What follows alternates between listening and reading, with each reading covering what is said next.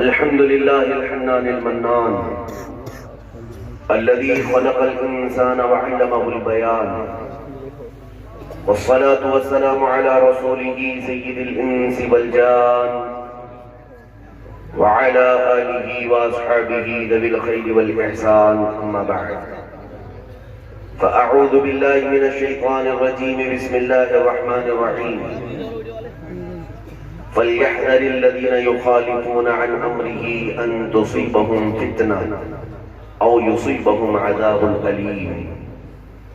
صدق الله مولانا العظيم، وبلغنا رسوله النبي الأمين المتين المختار الكريم، ونحن على ذلك من الشاهدين والشاكرين، والحمد لله رب العالمين. بارگاہ رسالت میں آپ صلی اللہ تعالی علیہ وسلم میں درود پاک کا ہدیہ.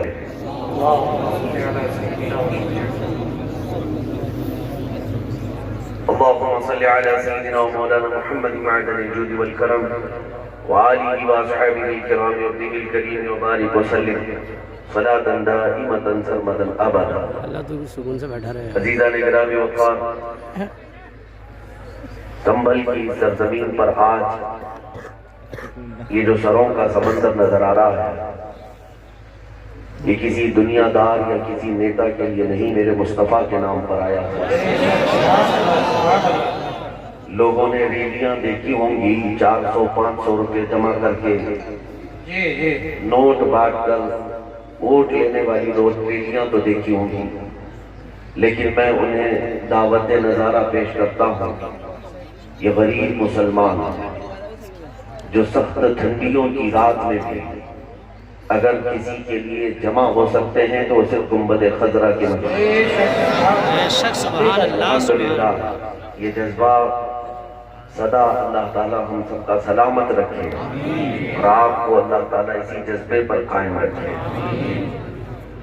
قرآن عظیم میں اللہ تعالیٰ نے ارشاد فرمایا، لوگوں کو یہ چاہیے کہ وہ میرے نبی کے حکم کی مخالفت کرنے سے بچیں. فَلْيَحْذَرِ الَّذِينَ يُخَالِفُونَ عَنْ أَمْرِهِ، ان لوگوں کو چاہیے کہ بچ جائیں نبی پاک کے حکم کی مخالفت کرنے سے، ورنہ کیا ہوگا؟ اللہ فرماتا ہے أَن تُصِيبَهُمْ فِتْنَةٌ أَوْ يُصِيبَهُمْ عَذَابٌ أَلِيمٌ. اگر تم اس رسول کے امر کی، ان کے حکم کی مخالفت لگے رہو گے تو عنقریب فتنے میں مبتلا ہو جاؤ گے یا دردناک عذاب میں گرفتار ہو. دو باتیں آنی کمپلسری ہیں. اگر ان کا طریقہ چھوڑو گے، اگر ان کے حکم کی مخالفت کرو گے، یا تو فتنوں میں مبتلا ہو گے یا دردناک عذاب میں گرفتار ہو. اسی لیے آج میں بہت ساری جگہوں پر بڑے بڑے دانشوروں کو یا پھر ایجوکیٹڈ لوگوں کو سیمینار کرتے ہوئے دیکھتا ہوں.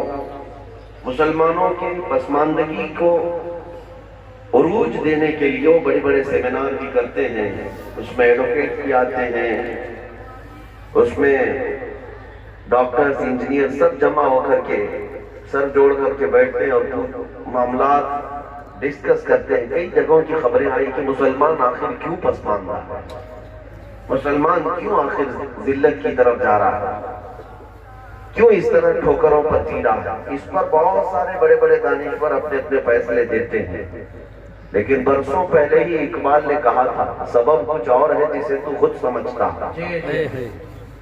سبب کچھ اور ہے جسے تو خود سمجھتا ہے. زوال بندے مومن کا بے زری سے نہیں. مال نہ ہونے کی وجہ سے ہم بچھڑے ہوئے لوگ نہیں ہیں، یا پھر ہتھیار نہ ہونے کی وجہ سے ہم بچھڑے ہوئے لوگ نہیں ہیں. حکومت تخت تاج ہمارے پاس نہیں اس لیے بچھڑے ہوئے نہیں ہیں، بلکہ حقیقی وجہ کیا ہے اس کو اقبال نے یوں کہا، طریق مصطفیٰ کو چھوڑنا ہے وجہ برباد. اسے قوم دنیا میں ہوئی ہے بے اقتدار اپنی، اور اس کا علاج کیا ہے؟ علاج صرف ایک ہی ہے، ہمیں کرنی ہے شہنشاہ بطحا کی رضا جو. وہ اپنے ہو گئے تو رحمت پروردگار اپنی. نبی پاک صلی اللہ علیہ وسلم کی رضا یہ عین ایمان ہے، اور مسلمانوں ہماری اصل زندگی بھی ہے. آج تو جلسے کا عنوان رکھا گیا ناموس رسالت کی حفاظت کے متعلق. تحفظ ناموں سے رسالت. میں کہتا ہوں یہ صرف جلسوں کا عنوان نہیں، ہر مومن کی پوری زندگی کا عنوان ہے. واہ واہ سبحان اللہ. ہر مسلمان کی زندگی کا عنوان یہی ہو کہ تم جی رہے ہو تو نبی پاک کی عزت کی حفاظت کے لیے، اور اگر ان کی عزت نہیں تو پھر ہماری اپنی کوئی عزت ہے ہی نہیں. آبرو ایما زنام مصطفیٰ، ہم سب کی عزت و آبرو مصطفیٰ کے نام سے ہے. ہر چیز دری دنیا باد مصطفیٰ، جو کچھ بھی دنیا میں ہمیں ملا ہے وہ مصطفیٰ کے بعد ہے. فرسٹ پرائیوریٹی حضور کی ذات ہے. نبی پاک صلی اللہ تعالیٰ علیہ وسلم کی رضا اگر اتنی اہم نہ ہوتی تو صحابہ اکرام رضوان اللہ تعالیٰ علیہ مجمعین میں کوئی اپنی سہاگ رات چھوڑ کر کے میدان احد میں نہیں آ رہا. اگر حضور پاک صلی اللہ تعالیٰ علیہ وسلم کی رضا اتنی اہم نہ ہوتی تو اپنا گھر بار سب لٹا کر کے کوئی صدیق اکبر نہیں آ رہے. عزیزان گرامی، صحابہ یہ سمجھ چکے تھے جس کی ترجمانی بریلی کے امام نے کیا تھا، تاجدار اہل سنت امام عشق و محبت نے کیا تھا. قرآن کو ایمان بتاتا ہے انہیں، اور ایمان یہ کہتا ہے میری جان ہے یہ. واہ واہ. فَإِنَّ الْحُبَّ هُوَ الْإِيمَانُ كُلُّهُ أَلَا لَا إِيمَانَ لِمَنْ لَا مُحَبَّةَ.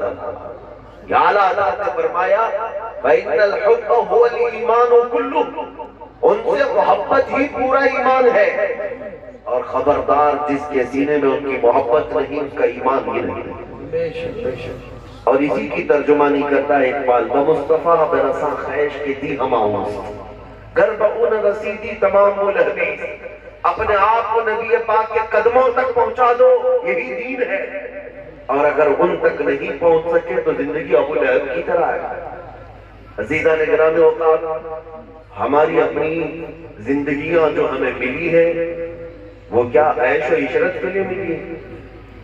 بہت سارے نوجوان ہماری باتوں کو کڑوا سمجھتے ہیں کہ یہ سخت باتیں ہیں، کیا سب چھوڑ چھاڑ کر کے ہمیں آپ ہی کی باتوں کے پیچھے چلنا ہے؟ ہماری اپنی لائف ہمیں انجوائے کرنے دیا جائے. ابھی تمہاری جوانی ابھری ہے کہ تمہیں دنیا حسین لگنے لگے. میرے عزیزوں، کس نے کہا کہ تمہاری اپنی لائف ہے اور تم اپنے انجوائے کرو؟ یہ کفار و مشرکین کی بولی ہے، یہ ظالموں کی بولی ہے جو کہتے ہیں کہ ہماری لائف ہے، ہمیں آزادی سے جینے دیا جائے. جن کے نزدیک زنا کوئی معنی نہیں رکھتا، جن کے ہاں شراب میں رقص کرنا کوئی معنی نہیں رکھتا، جن کے تاش کے پتوں پر عمارتیں تعمیر ہوں، ان کے لیے یہ عیب کی بات نہیں. تم تو غلام مصطفیٰ ہو. کہاں ان کی باتیں کرنے لگ گئے کہ یہ لائف ہماری اپنی ہے، ہمیں جینے دیا جائے. ابھی ابھی جوان ہوئے ہیں، آپ داڑھی کی بات کرتے ہیں، ٹوپی کی بات کرتے ہیں، دین کی بات کرتے ہیں. کہاں آپ ہمیں نمازوں کی طرف بلاتے ہیں، بڑھاپا آنے دیا جائے. عزیزان گرامی وقار، میں ان نوجوانوں سے کہتا ہوں تم دھوکے میں آ گئے.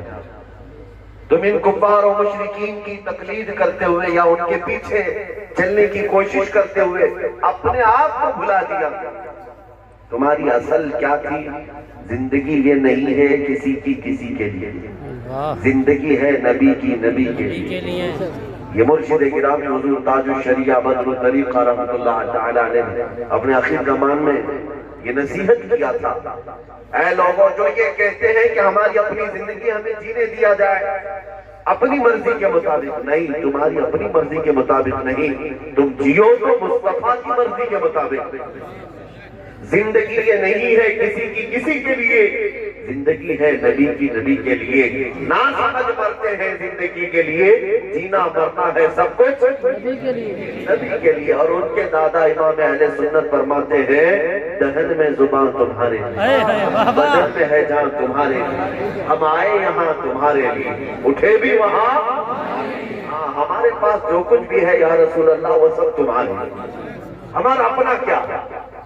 اسی لیے جن لوگوں کو یہ لگتا ہے کہ ہم ناموس رسالت کی حفاظت کے لیے اگر کسی کو آواز دیتے ہیں، کبھی ہمیں آگ میں کودنے کی ضرورت پڑے تو ہم ہچکچاتے نہیں. اگر کسی کو یہ اعتراض ہے کہ یہ خودکشی ہے تو ان کو یہ جواباً ہم عرض کرتے ہیں خودکشی اس وقت ہوگی جب کسی لیلا کی محبت میں مجنون جان دے رہا ہو، دنیاوی مجازی عشق میں کوئی پھانسی کے پھندے پر لٹک کر اپنی جان دے رہا ہو۔ میرے عزیزو، یہاں مسئلہ دنیاوی مجازی عشق و محبت کا نہیں، یہاں تو مسئلہ یہ ہے جان دی ہوئی اسی کی تھی، جان دی ہوئی اسی کی تھی۔ حق تو یہ ہے کہ حق ادا نہ ہوا۔ نبی پاک صلی اللہ تعالیٰ علیہ وسلم کی محبت میں جو جان دی جاتی ہے اسے خود بلکہ یہ اصل زندگی ہے۔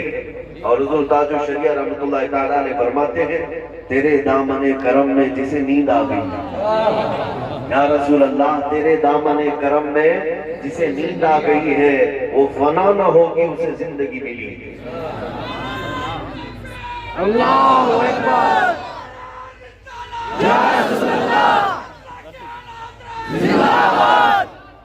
رسول پاک صلی اللہ تعالیٰ علیہ وسلم کی عزت کی حفاظت کے سلسلے میں جو احادیث تواتر کے حد تک پہنچتی ہیں اور صحابہ اکرام رضوان اللہ تعالیٰ علیہ مجمعین کی ان کے معمولات جو ہم تک پہنچتے ہیں، میں ایک بات آپ کو بتا دوں، سیدنا خالد بن ولید سیف اللہ المسلول رضی اللہ تعالیٰ عنہ وارضاہ عنہ، مومنین کو آج چاہیے کہ کثرت سے حضرت خالد بن ولید کو پڑھیں، جس کے دل میں بزدلی کا مرض آیا ہو وہ مرض ختم ہو جائے۔ خالد بن ولید اس عظیم سپہ سالار اسلام کا میں نام ذکر کر رہا ہوں آپ کے سامنے، جنہوں نے اپنی زندگی میں 125 جنگیں لڑی، ایمان لانے کے بعد کی بات ہے، 125 جنگیں لڑی، اور اللہ تعالیٰ کی عنایت ایسی کہ 125 میں ایک جنگ میں بھی کبھی انہیں شکست نہیں دی۔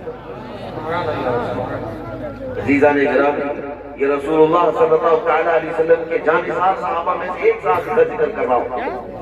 ان کی ایک دوسری خصوصیت یہ بھی ہے تاریخ میں کہ خالد بن ولید نے جس علاقے کو فتح کیا 1400 سال کے بعد آج بھی وہ علاقہ دائرہ اسلام میں ہی ہے، آج تک کبھی دوبارہ کسی کا ہاتھ نہیں لگا۔ 125 جنگیں لڑی، آپ کا خود کا فرمان ہے، جنگ موتا میں صرف ایک جنگ میں خالد بن ولید کے ہاتھ سے 9 تلواریں ٹوٹی، 9 تلواریں ٹوٹی ایک کے بعد دیگرے، لیکن نہ کبھی پستی کی طرف آئے نہ کبھی اپنے قدم کو پیچھے کیا۔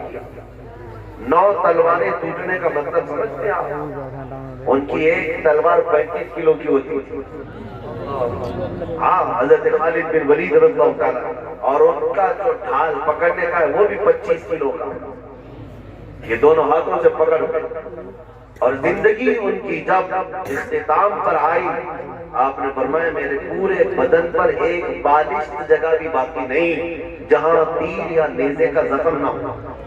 نعرہ تکبیر، اللہ اکبر، یا رسول اللہ کی تلوار خالد بن ولید زندہ باد، اہل سنت زندہ باد، ناموں سے رسالت زندہ باد، نظری صاحب قبلہ زندہ باد، عثمانی صاحب قبلہ زندہ باد، اہل سنت